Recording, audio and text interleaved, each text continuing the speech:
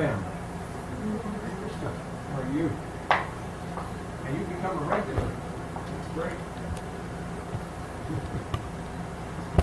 So, anybody here for a first time? Any first timers? What's your name? CJ. CJ. Nice to meet you. How did you find out about Krishna Cove? Their wonderful celebration they're doing on 4th of July down at the convention center. Oh, Yeah. wonderful. I hope it's not your last time. And you, it's your first time to Krishna Cove. Yep. Glad that you came. Do I need this? Can you hear me? Huh? You can hear me? Yeah, let's leave this on. I'll feel too important when I'm speaking into my headphones. So, this is your night. Open mic. We have Magic Mike. You can see my, I call him Magic Mike. He is magic. Thank you so much. That's free. We had the pleasure to travel together just a little bit. I hope we get to travel some more together. It's pretty sweet times, huh? Yeah, very. Sweet for me getting to listen to you. So, maybe Krishna will let us travel together again. So, it's your night. Whatever you'd like to talk to, questions, comments, Bhagavad Gita verse, or whatever. It's up to you. Cool. Since you mentioned a Bhagavad Gita verse, there's this Bhagavad Gita verse. I know there's one. It's in the middle of the 13th chapter, and then I think the first of the 16th chapter, where Krishna is talking about qualities in the mode of goodness. Yeah. You know, things like cultivation of knowledge, cleanliness, truthfulness, these types of things. And I've read that these are qualities which, for a devotee, should naturally arise as the process of bhakti yoga is advanced upon. But these qualities, are they something that we should actively try to,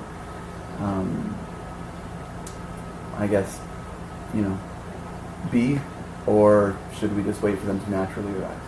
It's a good question.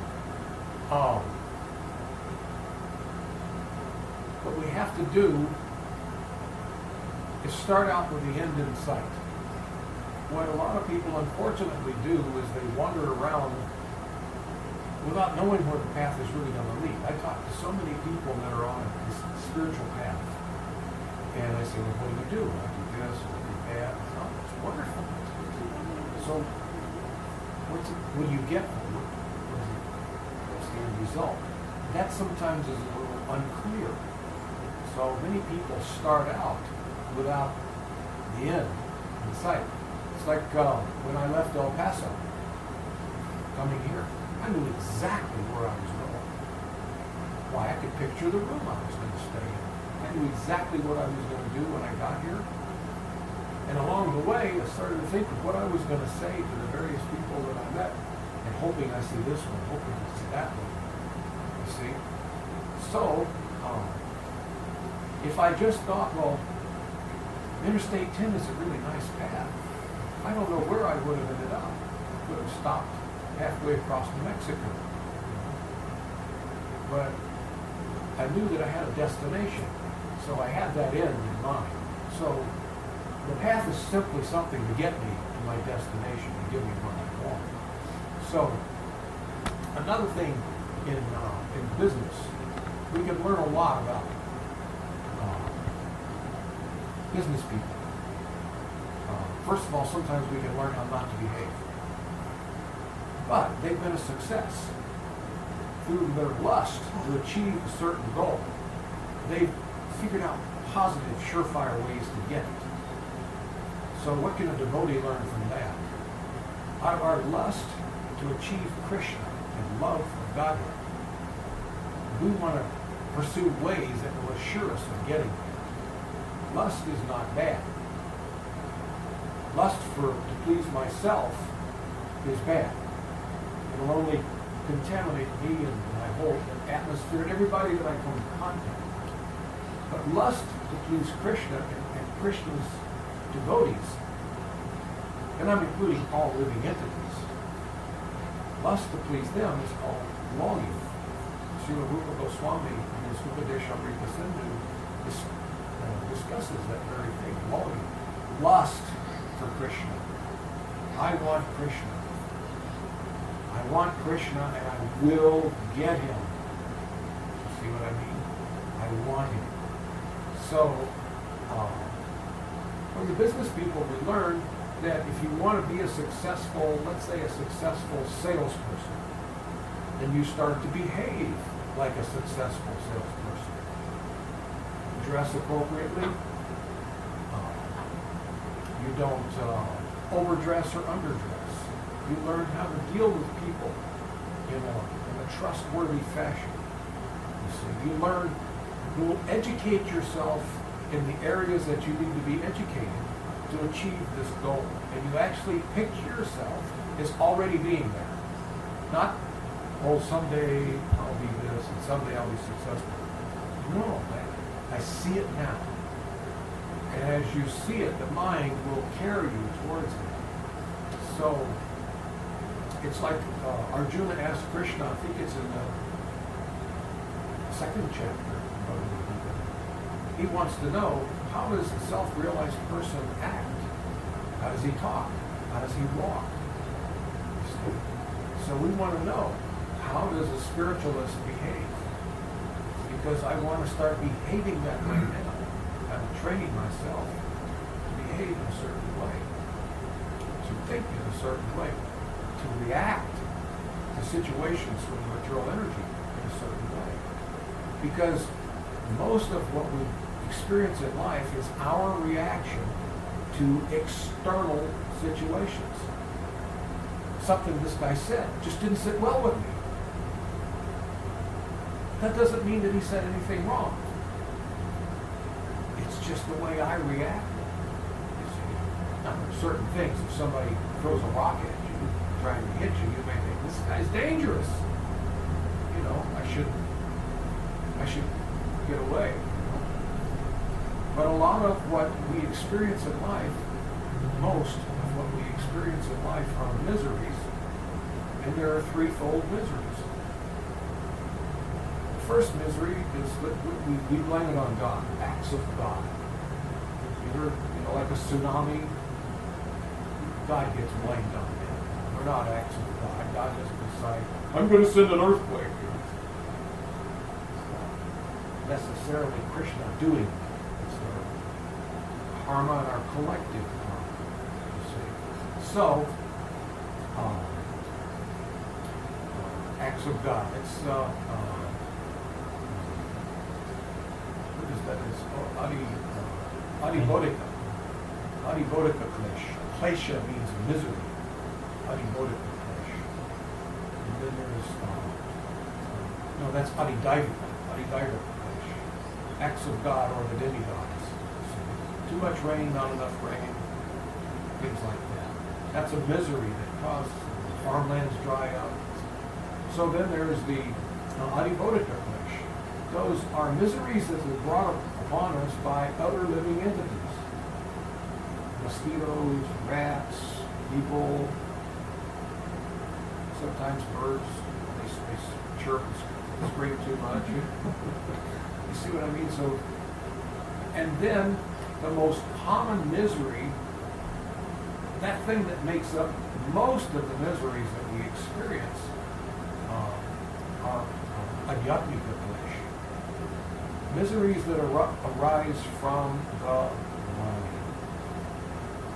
Which means I may become miserable because of the way I react to something you do or didn't do.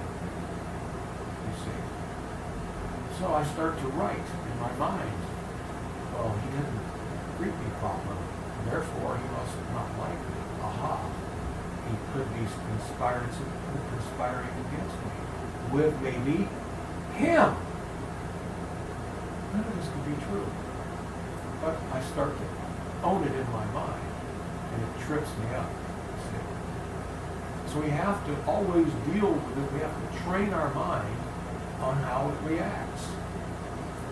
So that's part of getting in the mode of goodness. One who's in the mode of goodness, to stay in the mode of goodness, we've got to have our mind on a very short leash. You see, you've got to have the ability to respond under control. So if when someone says, back in the 70s, you know, people they would drive by and see us on the street, and they'd say, "Oh, you crazy hippies, shaving your heads, wearing orange dresses, why don't you get a job?" Well, in the beginning, we wanted to say, "Oh, yeah, come back here and say that." But we learned very soon, you just say, "Hare Krishna." You see? Because I have free will. I get the choice to choose how I react to what happens in the world, whether it's out of my control or not. I have free will. I get to choose whether I'm going to be happy or unhappy, no matter what. Even if somebody comes up and was in India a few years ago on Holi, they spray and they throw the powder that they spray this. Sometimes it's some of the people there mix the colored dyes in with water and oil, and you put in the oil just so it'll never wash out. It's like if they hit your garments, it just ruins it. So this guy sprayed me. I had made it all the way across Vrindavan, and I just wanted to go to the MVT to get something to eat, and then I was going to try to make it back to where I was staying without getting doused. And this guy I had to cut across the temple property, push the ball around the temple. And then just walk 20 feet from that gate, you know what I'm talking about? From that gate there in the back. I stayed in MVT. To the MVT. 20, 30 feet maybe. 25, maybe 20 feet. That's all I have to do, because I was clear up until then, and I can see once I get in that gate, I'm going out of one protected area into another, and I'm just crossing the street, diagonal. So here's a guy there, knowing that there are going to be devotees that are going to come from MVT to the temple to see the deities, and some are going to go from the temple to the MVT to eat. And so he thought, I can ambush this. Here he is. He sprays this stuff and just like this outfit I was wearing. So I had a chance. Okay, so how do you react? So I told him I didn't like it, and I let him know I didn't like it. I didn't make a big deal. I told him, I said, you shouldn't do this. You shouldn't stand here and ambush people who are just trying to go from one sanctuary to the other to see the deities, or from the deities to go back, to where they're staying. You shouldn't do that. That's not proper. Why don't you go in the street with everyone else, where everybody's there, and they're looking for you and people like you. But these people from the West, and they're just trying to go from here to there. And then I took his squirt gun, he had laid it on, and I squirted him with it. And he said, I deserve it. I said, okay. I didn't make a big deal out of it. But I thought he should be told. As far as the rags that I was wearing, it's not a loss at all. But for the other people, there are other people from all over the world, and they don't really understand this particular custom, nor do they want to participate. They just want to go see the deities. So, and there's so many instances where we, all day, every day, we're presented with things where we have to make a decision. How do I react? And we have absolute control, or we can. It's our choice. And we can choose. I'm going to be happy. I choose to be happy. Now, how do I be happy? I'm going to remember Krishna. That will make me happy. I'm We've got to remember, I'm under the care, control, and custody of Krishna. Anytime I leave his care, then I'll feel unhappy. So long as I'm under his control, I have the understanding that anything that happens is his mercy. A different manifestation of his mercy. And I can choose on how I react. So that's part of it. So we do. We practice staying in the Lord goodness. After practicing for a while, it becomes habit. Scientifically, they say that if you do something for 21 days on average, people have tried this, and it's supposed to be the general work. Some people less, some people more. But if you do something, maintain, like if you do something at the same time every day for 21 days, or maintain a certain mindset for 21 days, it becomes habit on the 22nd day. Like I say, some people a little quicker, some people a little longer. And employers have studied that, trying to figure out, they spent millions of dollars, like how long does it take to get a new person up to speed on a job? So that's how they came up with this. And typically, 21 days is what it takes to get someone educated and to where they can do it without having to look at a list of, okay, now I'm supposed to do this. By the 22nd day, most people are, okay, now I know I do this. I see. So if we stay the course, start out and keep the end in mind, then we'll achieve our goal. Now, there was one method of doing this that you had mentioned earlier about focusing on the goal in such a way that you're already there. Now, when it comes to Krishna Bhakti, how can we do that, but also maintain a proper mood of humility as well? Because many of the previous acharyas, they would not consider themselves a devotee. Right. We don't consider ourselves elevated in any way. As soon as we start to feel ourselves advanced, we should realize, I'm not advanced. If I'm thinking myself advanced, regardless of what others may think of me, they may think, oh, you're so this, you may think, whatever you see in me is a credit to my guru. You see, it's just like if I graduate from Harvard with a law degree, and I was trained by the best law professor in the world, and then I'm winning cases based on what he taught me, then when somebody gives me a compliment, I'm thinking, well, you're not my teacher. I didn't even know that. It could be argued that, well, your application of what he taught you. Well, anyway, that's still his mercy. That's his kindness. So we think of the Guru. But in practice of Bhakti Yoga, or the Yoga of Love, Bhakti Yoga is both the path, the method, and the goal. The goal of the living entity is to become a loving servant of God.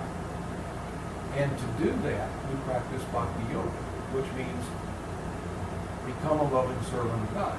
So as soon as you take up Bhakti Yoga, you've already achieved the goal.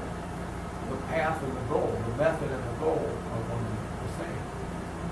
So we have to see like that. Not that we become puffed up and think, oh, I am perfect. We think, no, I'm so imperfect. But to know, as long as I stay doing what I'm doing, regardless of my imperfections, then I'm in a perfect situation. See what I mean? As long as I'm serving Krishna. It's like I was just talking to the Buddhist Sundama. No matter what happens to us, when the sky falls on us, whatever happens, tomorrow, we've got our service to Krishna. Nobody can take that away. Not even death. If I die, I'm going to continue my service to Krishna. Krishna's gift.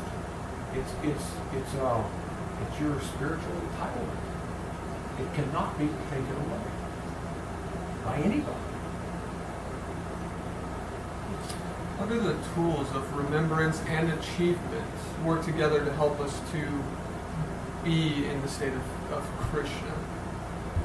Remembrance Remembrance and the tool of achievement. of achievement, yeah.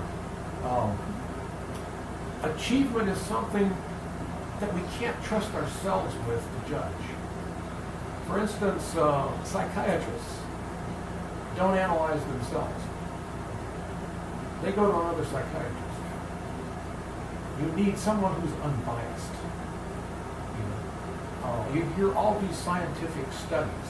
I know a gentleman in San Antonio, who's a friend of mine, Krishna Prabhu, and he's one of the greatest statisticians in the world, really in the world. He's brilliant. I mean, I don't know what his IQ is, but I don't know if there's enough numbers to measure. He's really brilliant. And as a matter of fact, he used to have the highest top security clearance that you could possibly get in America, because he built the firewalls for the government and the computer system. So he had to know things that, probably some things that maybe even the president doesn't really know. You know what I mean? So in other words, he's a very brilliant, clear-thinking person. And he said all these scientific studies, most of them, are absolutely useless because of bias. People start out with the result in mind. You see, I want to study data that proves this. Rather than study, it's just like people who are who really believe in evolution. The scientists that want to establish evolution as a fact. They study facts that prove evolution. And they ignore facts that may point away from it.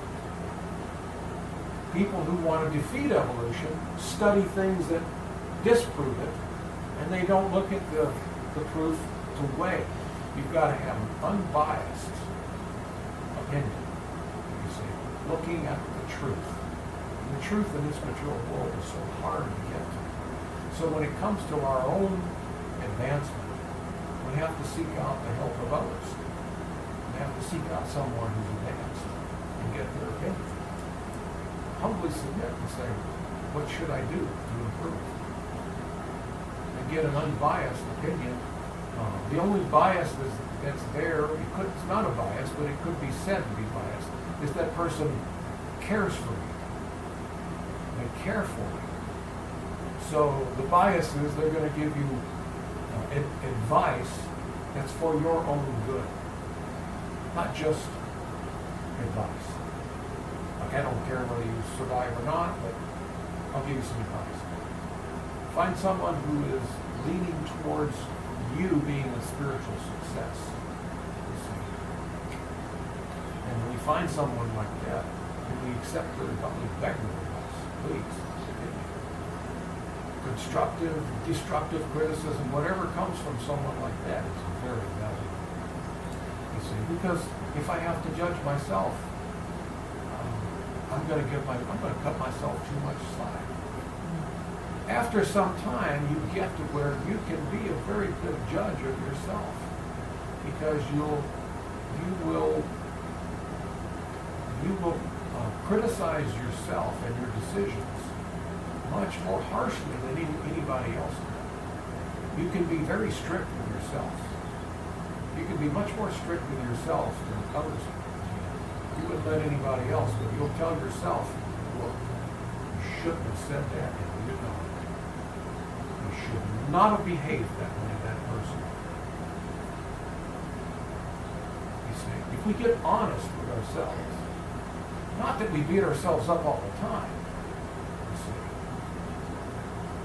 but just to know the truth. The truth is so valuable.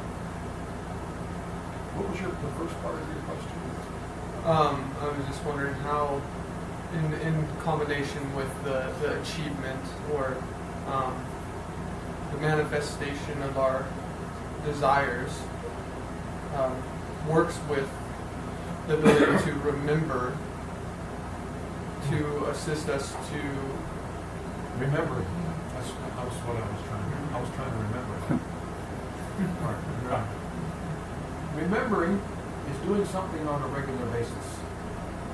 You see, if I hear a verse from Bhagavad Gita, I may think, oh, that was amazing. That opened my eyes so much.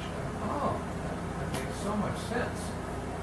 And then ask me 2 hours later, I think, oh, it was a great verse, but I don't remember what he said. So, but if I study that verse daily, weekly, monthly, again and again, and associate with people who are doing the same, it starts to become a habit. It gets ingrained in you. Because you can quote these verses to the letter. Not only that, once they start to occupy a large portion of your mind, and your mind is going to be occupied with some stuff anyway. It could be the latest hit music, the movie we saw last week, my favorite television show, sports scores, you name it. Your head's going to walk around containing some data. The object of the spiritualist is to pour so much spiritual data into your head that it occupies most of, if not all of the space, and it starts to come out of your mouth. Whatever you put in your head, ultimately, it's just like if you watch sports all the time, then you're going to talk about sports. See? If you search on the internet for conspiracy theories, that's what you're going to tell people. See? If you search on the internet for Krishna stories, Krishna pastimes, that's what's going to come out of your mouth. It just works that way. See? So, hearing, chanting, speaking equals remembering on a regular basis. And associate with those who have similar goals to you. You see, if you want to be a lawyer, associate with other people who want to be a lawyer, or a physician, or an accountant, or whatever. You see, so if you want to be a spiritualist, associate with people who have similar goals, because we can share. Hey, what works for you? You know, I'm having this difficulty. Have you ever experienced it? Oh yeah, well, what did you do? See what I mean? Birds of a feather. And try to find people who are somewhat ahead of you, that have made some progress, and inquire, how did you get to the point that you oh, I did this and I did that. You see, that's valuable information to have. Of all the senses, the tongue is the most lusty and uncontrollable. The tongue wants to taste, and the tongue wants to speak. And the ears love to hear it when the tongue speaks. We can get all wrapped up in ourselves. So we have to control what this tongue eats, and we have to control what it says. So, that means we have to give it proper things to say. The input should be spiritual. And then it'll be trained to speak spiritual things. If you ever, the average devotee, if he wants to say something mundane, he has to search his mind and say, hey, what do you think of this weather? I don't know what else. You see what I mean? The spiritualist, he would have to search for something mundane. And even when he talks of a mundane, what may seem to be a mundane subject, it's in relation to his service or someone else's service to Krishna. Does that make any sense? Yeah. It's just, it's the same process that you would use, a very similar process that you would use to accomplish any other lofty goal. Successful, because it's not, this isn't a cheap destination to achieve love of Godhead, a loving relationship with the Supreme Lord, Krishna. This isn't cheap. This is the topmost. God is the source of everything. If you get Him, what do you have? More than you can imagine. You see? So what's the best desire? What's the topmost desire? I want to associate in a loving manner as His servant. That's what I want. You fix your mind on that. That is what I want. I want Krishna. Let that be your inner mantra. When the mind starts to wander over you, thought, what is this doing to help me get Krishna? I want to own Him. Can we own God? Is that possible?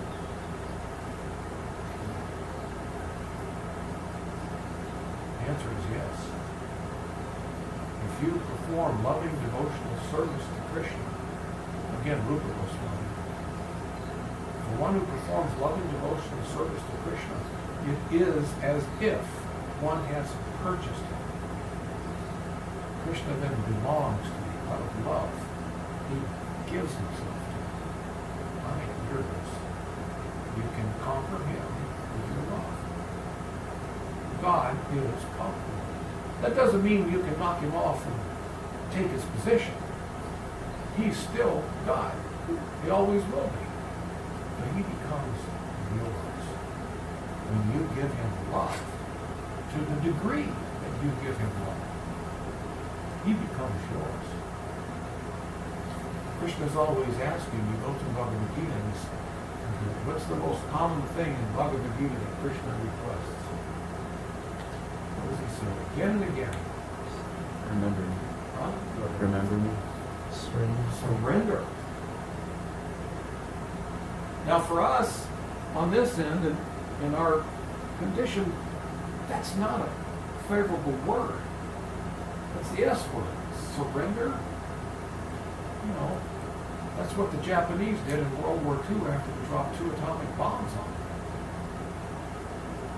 That's what the Southern Army did after the Northern Army starved them to death back then. There's nothing good about surrender. Is there? It's terrible. Unless you add the element of love. When you love someone, you surrender. Lovers surrender to one another. You see. To surrender means to put down your weapon. In other words, now I am vulnerable. Do with me as you will. This is what you do to someone you love. This is what the object of your love does for you. So Krishna wants you to surrender. Why? Because he wants to surrender to you. That completes the love equation. Krishna's dying to surrender to you. But you first. Take the humble position. My dear Lord, please accept my surrender. I am your eternal servant. Do with me as you will. I have no desires of my own except please. And then Krishna thinks, oh, then I surrender to you. I am yours. You are saying you're mine, but I am yours. Oh, no, I'm your servant. Krishna is already our servant. He gives us everything. He gives us everything we need. Even more. He's always been our servant. But it's been a reciprocal relationship until we left the spiritual world and came to this world to break out on our own and to do it without him. We left him out of the equation. We stopped the love affair. From our end, we stopped loving Krishna. But he didn't stop loving you. He's still in love. We're in amnesia. We're under the spell of the material energy. We're thinking, I am this body, I am an American, I'm a human being, I'm an earthling, I am this and I am that. None of that's true. I'm an eternal living entity. There never was a time when I did not exist. There never will be a time when I'll cease to be. And for eternity, I've always been a loving associate of the Supreme Godhead. You've had it for eternity, and that's your entitlement. Nothing can possibly remove it, except your consciousness. See? I can have the consciousness to the point that I will forget Krishna. I will become contaminated and covered over by the material energy. But he doesn't. So he's there, he's ready. Anytime we want to kick it off again, Krishna's ready. So even let's say it's been 100 billion years that we've been an illusion away from Krishna. When we refurbished that relationship and started again, now we're back under the realm of eternity again. But as long as we're thinking I am this body, then I'm governed by things that are temporary, beginning and end. As soon as I have the self-realization that I am an eternal spirit soul, not only just that, I'm an eternal spirit soul that's eternally engaged in serving the Supreme Lord with love. Now you are restored right back to where you were. You're thinking in terms of eternity again, and it's like that 100 billion years never even happened. In the scope of eternity, 100 trillion years isn't even a nanosecond. It's not even a blink of an eye. See what I mean? See how small this trip through the material world is? It's very tiny. We think it's so important. This is not important. It's important because now we have human bodies that we can think our way and make decisions to go back to self-realization. It's the only importance. Other than that, none of it has any importance. A human being, someone who is in the body of a human being that's not pursuing their lost relationship with Krishna is non-different from a dog, or a snake, or a bug, or no difference. Unless you're getting yourself back, your identity back, if you're just trying to enjoy the material energy, then you're just like every living entity. No difference. Even though the dog may be running on 4 legs and you're driving on 4 wheels. Moving down the road is the same. Purposeless. Useless. Coming from nowhere, going nowhere. No destiny. Except more of the same. Birth, death, disease, old age. I wonder, from the Bhagavad Gita, and then also arising from the conversation you're presenting, is the concept of the mind being our enemy as well as our greatest ally. And one of the struggles I've continuously had is understanding how to open myself to an existence of Godhood and complete embrace of the divine while not doing it conceptually, because we sit here, we talk, and all our words are all conceptual. All the creations and discussions we have are mind based, are mentally based, and then on this idea of God, whatever I see God is, it's a disowned God. It's me saying internally no and not taking responsibility for God because I've created this idea of God internally. Mm-hmm. And so what I wonder is just because how is not important, and that's the difficulty of it, because it's almost an undiscussable topic. And so I've had difficulty talking about this with others because it's more focused on being than it is on conceptualizing knowledge and talking. It's just like what Bhakti Yoga is. It's about complete bliss of Ananda.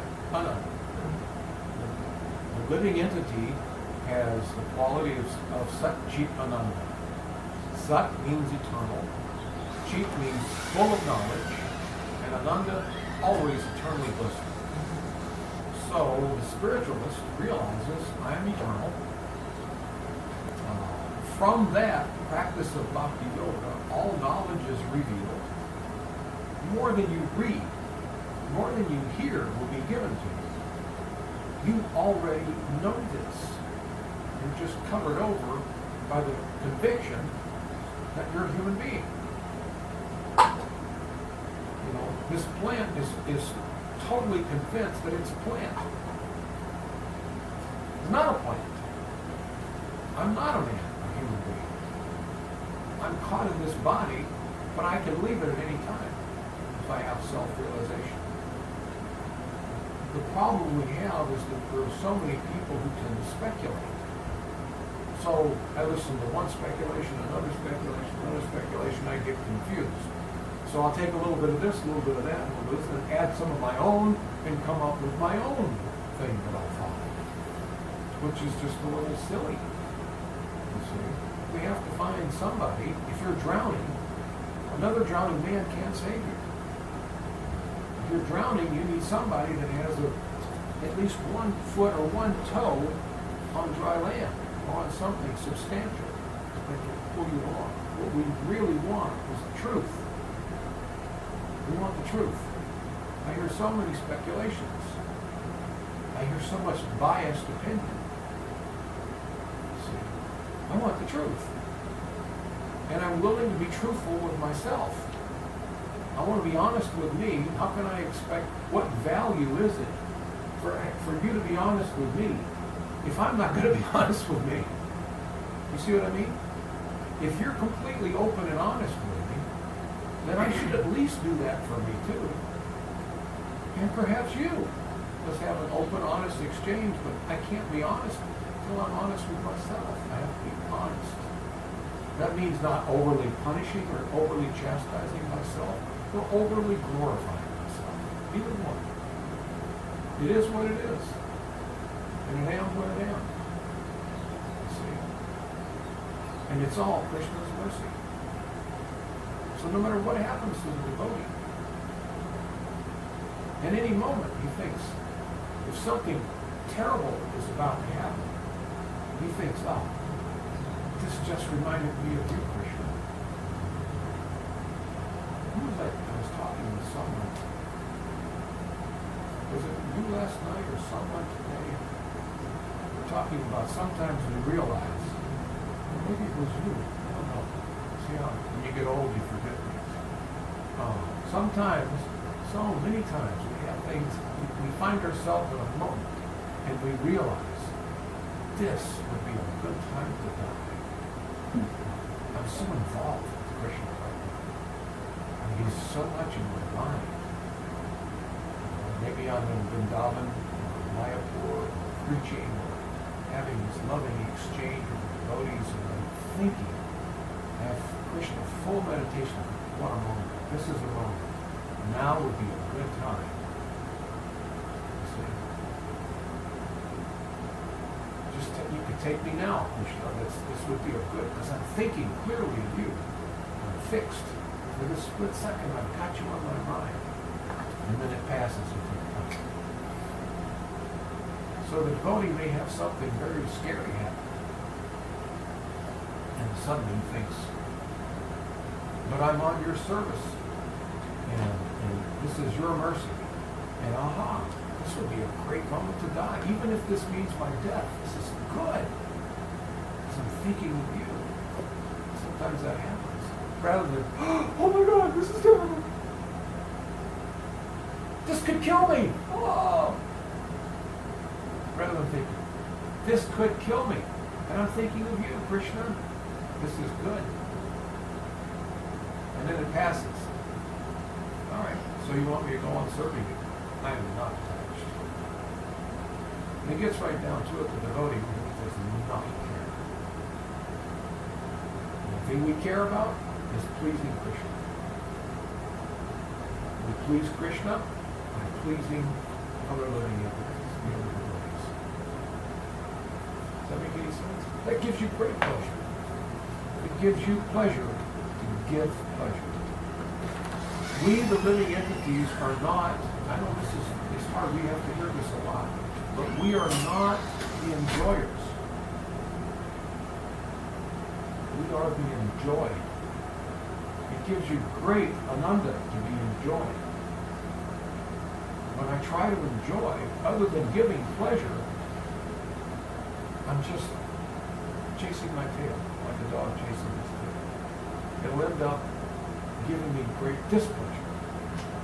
But when I please Krishna, what does Krishna want me to do? Save those around you. I've sent you my devotee. He's become your guru. Now as long as you have hold of his hand, you are safe. Grab those that you can. That's what Krishna wants. Wake up those sleeping souls. Jeev Jagga. Wake up the sleeping souls. That's what he wants. I know that will please him. So when I do that, it gives me a tremendous pleasure, because I know it gives him pleasure. And you can tell. You can actually tell. The proof is in the pudding. You have to taste it. And you can tell when you please Krishna. There is no mistake. It is not a speculation. It tastes sweeter than anything else. When you please your guru, you please Krishna.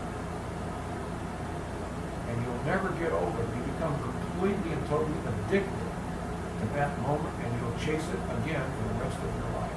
Every time you get it, it makes you want it even more. That moment when you've pleased the Supreme Lord. Have we got time for him and you? Yeah. Okay. You've been waiting patiently. I'm sorry. Oh, no. Did that answer your question? Or did I ramble on and get things confused? No, you Sometimes I do that. circled around to it. Yeah. Yeah. Sometimes I get lost in the circle. Circle turns out to be a square.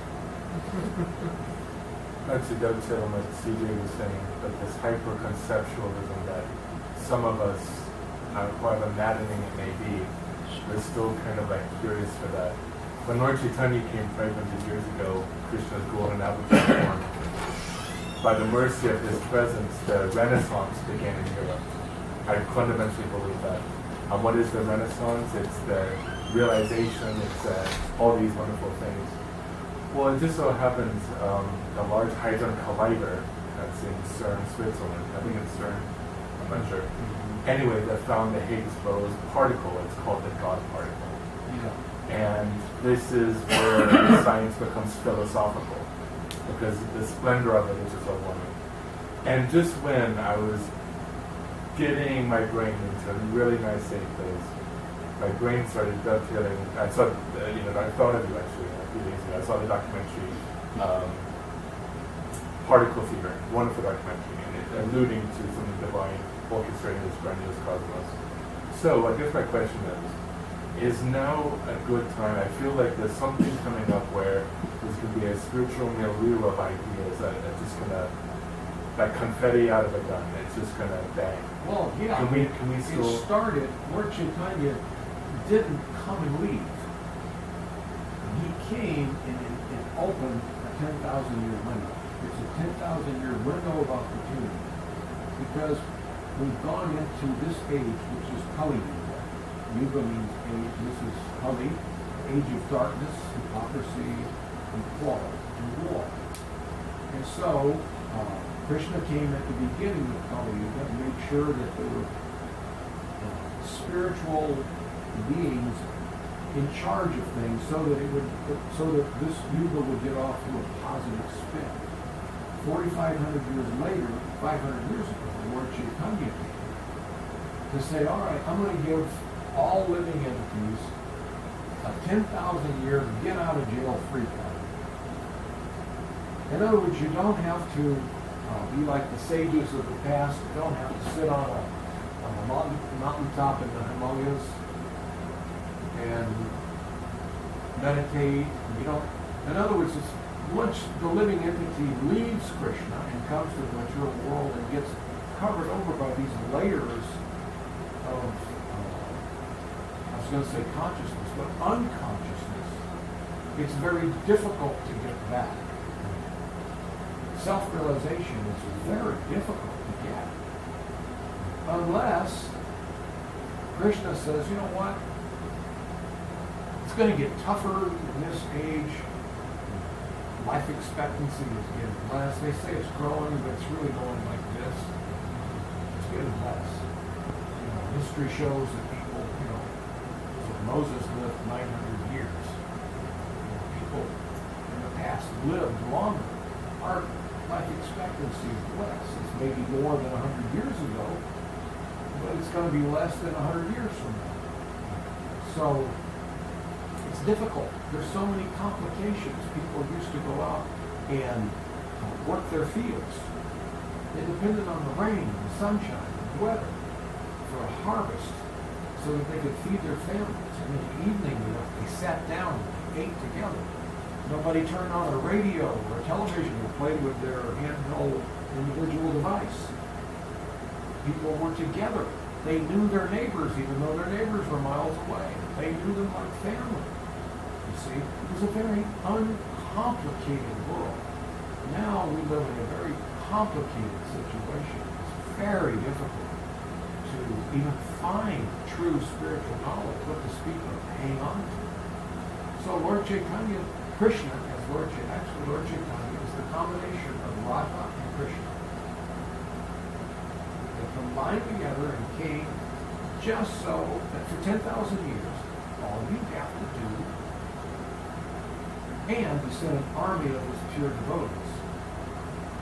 But all you have to do is take this chanting of Hare Krishna, chant it, hear it as you say it, and you will achieve spiritual realization. And if you do that, I will get you in contact with one of my devotees who can take you the rest of the way. Don't have to do any, you can do it towards the end of your life. Used to, people started practicing yoga from birth, and then still took many births for perfection. Now you can have liberation in just a short time. So, it's a 10,000-year renaissance. At the end of that 10,000-year period, there's 9,500 years left. It's going to close, and it's just going to be hellish. Very hellish. But for the next 9,500 years, this is the most auspicious place and time to be anywhere in the whole cosmos. Now, it'll be some other places. It's not, we're not just glorifying planet Earth, but for here and now, we're the most fortunate entities in the cosmos. Because it's simple, it's easy. It's made easy. Krishna says, I'm so eager. And so, it could be that it's all of our good karma. We have the good karma to be present here, in this place, in this time. It's a reward. Krishna says, you know, you've pleased me a great deal. I'm going to give you a real treat. I'm going to allow you to become part of Lord Chaitanya's plan to liberate the whole world. Because you please me. You don't deserve it. We both know that, but I like you. So I want to give you birth somewhere, and now it's spread all over the planet. I want to give you birth on planet Earth at this particular time. And just so you can just reach out and grab it and go back to God. Still your choice. You still have free will, and you have the right to say, thank you, but no. It's okay. He doesn't get upset. Krishna doesn't have hissy fits. If you had a child that was in a mentally challenged state, somewhat retarded, would you stop loving that child? Your love for that child would increase. So what do you think Krishna feels about us when we're confused and covered over and spiritually retarded? You think, oh, I've got to do something to this poor person. Thank you. He doesn't grab, and get angry. He doesn't grab an attitude. He gets all upset. Oh, you're not loving me? thunderbolts. Krishna's not like that. Does that make any sense? Yes, I do.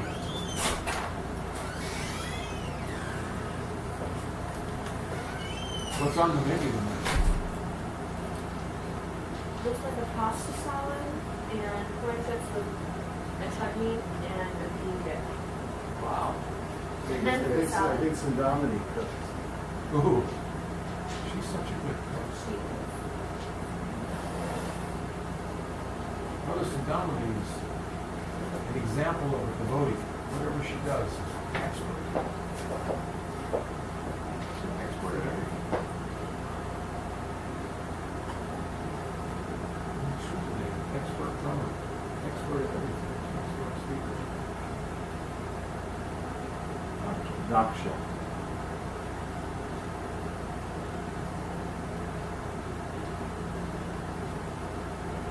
I don't think I can eat pasta. I can't eat that. But if I you have to get old man.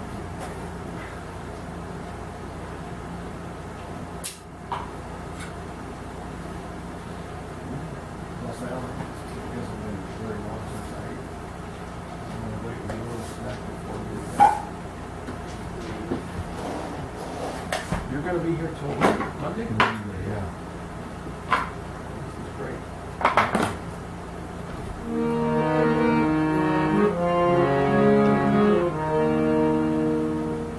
Sat next to Vishnu John and he taught me how to play.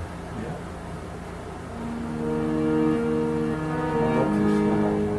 Shri Krishna Chaitanya Jaya Karo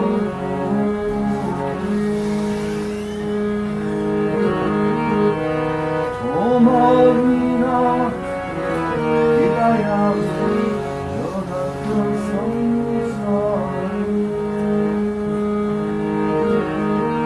Patita Puri No?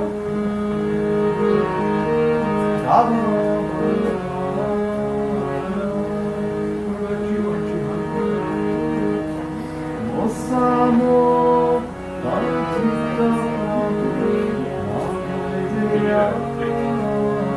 You must have looked like her when you were young. Yes. Just like your twin. Same color my bikini. My mom has flashbacks and she calls me right after. And then when my older sister